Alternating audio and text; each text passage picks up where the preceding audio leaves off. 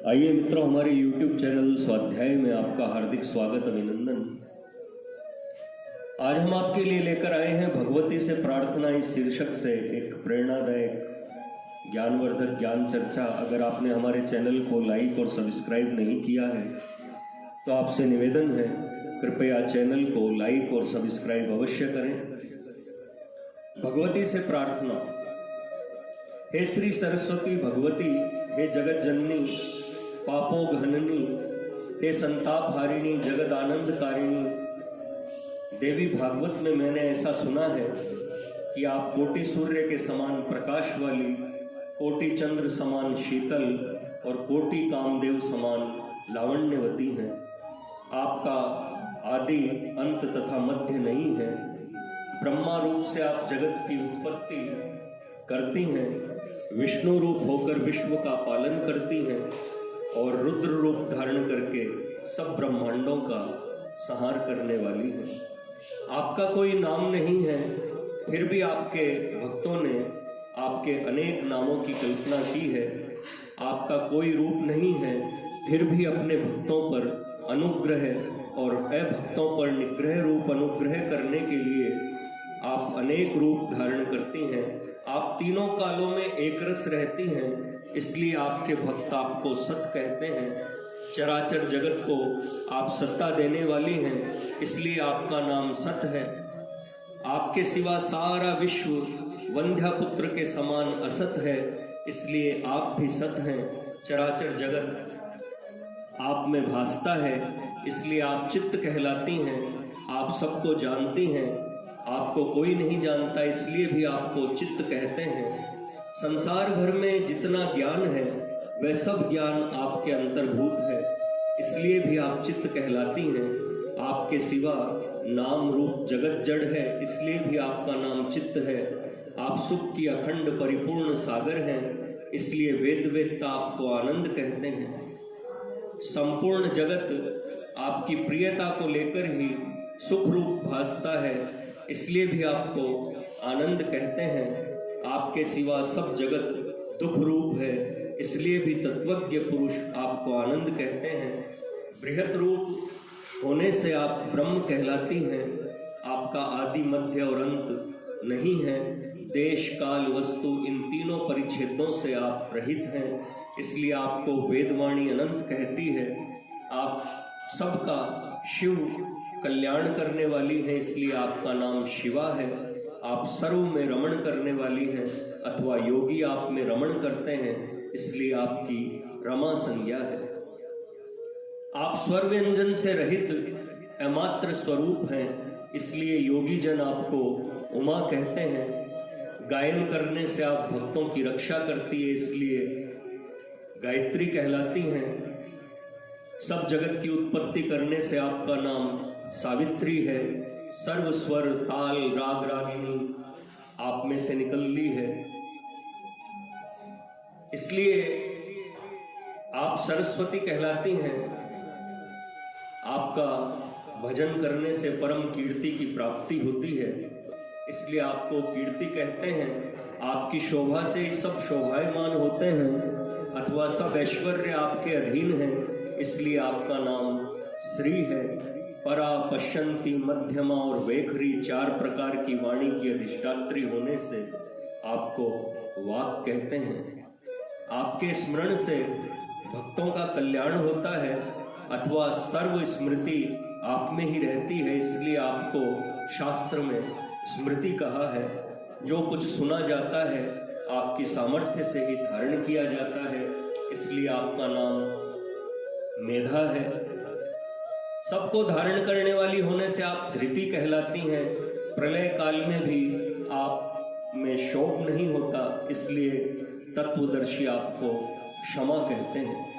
इसी प्रकार और भी आपको अनेक नाम रूपों की भक्तों ने कल्पना की है, उनकी गणना करने में कोई समर्थ नहीं है, फिर भी आप नाम रूप की उपाधि से वर्जित ही हैं।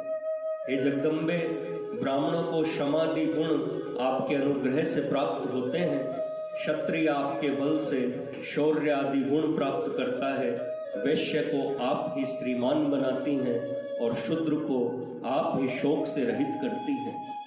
ब्रह्मचारी को आप अमोघ वीर्य प्रदान करती हैं, गृहस्थ को धर्म में प्रवृत्त करती है, वानप्रस्थ को आपके प्रताप से स्वर्गलोक की प्राप्ति होती है और सन्यासी आपके कृपा कटाक्ष से ब्रह्मलोक के ऐश्वर्य को प्राप्त करता है। योगी को परम तत्व का अनुभव आपकी दया से ही होता है। ज्ञानी आपकी कृपा दृष्टि से परमानंद का अनुभव करता है। पतिव्रताओं को आप सौभागिनी बनाती है और अनाथ विधवाओं को अपनी अनपायनी अखंड भक्ति देकर आप ही उनको सधवा बनाकर अपना सामिप्य देती है। हे देवी, मैं भी अज्ञ बालक हूँ, अधम स्त्री जाति, पुरुष जाति, ना कहीं जा सकते ना आ सकते, किसी के पास खड़े होने से ही नहीं किंतु किसी की ओर दृष्टि करने में भी कलंक का भय लगा रहता है। ऐसे मुझ पराधीन की आप ही एक शरण है। हे मात, मुझे सुबुद्धि दीजिए। सब पुरुषों में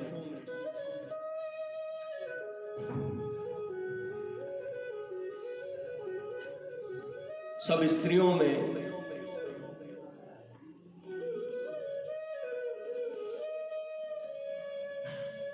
मेरा भाई बहनों की दृष्टि हो, कभी काम की चेष्टा मेरे मन में ही ना आवे। सबको आपका स्वरूप समझकर कभी मुझे किसी पर क्रोध न हो। खाने पहनने को रूखा सूखा नया पुराना जो मिल जाए उसी में संतुष्ट रहूं। अच्छे खाने पहनने का कभी लोभ न करें। किसी के बच्चों को देखकर मोह न हो, किसी के धन को देखकर ईर्ष्या न हो, किसी का सौभाग्य देखकर मेरा मन न कुढ़े, मन सर्वदा प्रसन्न रहे। किसी की निंदा भूलकर भी न करूं, किसी भाई बहन से कठोर वाणी न बोलूं। कोई बुरा भला कहे तो बुरा न मानूं। अपने जप तप दान पुण्य का मुझे कभी गर्व न हो। अपनी विद्या का, अपनी करनी का किंचित भी अभिमान न हो। सदा आपके चरणों में प्रीति हो। हे देवी, महात्माओं से मैंने ऐसा सुना है कि ये गुण साधन से प्राप्त नहीं होते, आपकी कृपा से ही किसी किसी को प्राप्त होते हैं। इसलिए मैं आपकी शरण हूँ, मेरी रक्षा कीजिए। अंत में यह प्रार्थना है कि आपके निर्गुण और सगुण दो रूप मैंने सुने हैं। दोनों रूपों से आप सर्वत्र व्यापक हैं, सबके हृदय में विराजमान हैं। आपका सगुण रूप श्रुति और स्मृति रूप है। इन स्मृतियों में गीता जो आपका सगुण स्वरूप है वह मुझे अत्यंत ही प्यारा है। इसलिए मैं सर्वदा गीता का पाठ करूं और गीता में कहे हुए आपके ओम तत्सत नामों का जप किया करूं और उन्हीं के अर्थ का विचार किया करूं। गीता सर्वस्वरूप है, भगवान ने अपने मुख से कही है, अर्जुन ने सुनी है, व्यास भगवान ने महाभारत में रची है। गीता रमा, उमा, शिवा आदि का स्वरूप है। यह मेरा निश्चय दृढ़ बना रहे, कभी शिथिल न हो, इतनी ही प्रार्थना है। गीता लक्ष्मी शारदा, गीता ही ओंकार, गीता ही गंगा उमा, गीता श्रुति का सार। गीता श्रुति का सार कृष्ण ने गाई गीता, सुनी पार्थ मन लाए, मोह वेरी को जीता। राजा जनक सुजान, ज्योति हल काढ़ी सीता, जय देवी भज व्यास, वेद मत काढ़ी गीता।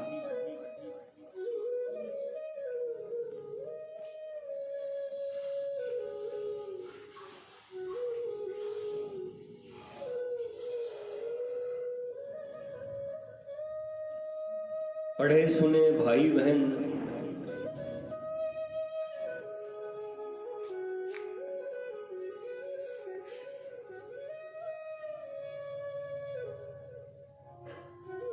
पढ़े सुने भाई बहन कमला शुद्ध विचार, जगदम्बा की कृपा से निश्चय हो भव पार। मित्रों, यह थी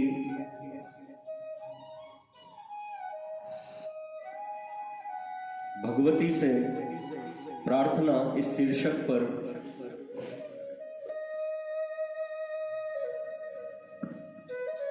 एक संक्षिप्त प्रेरणादायक ज्ञानवर्धक चर्चा या स्तुति कह लीजिए, प्रार्थना कह लीजिए। अगर आपको हमारा चैनल पसंद आए तो इसे लाइक और सब्सक्राइब अवश्य करें। धन्यवाद।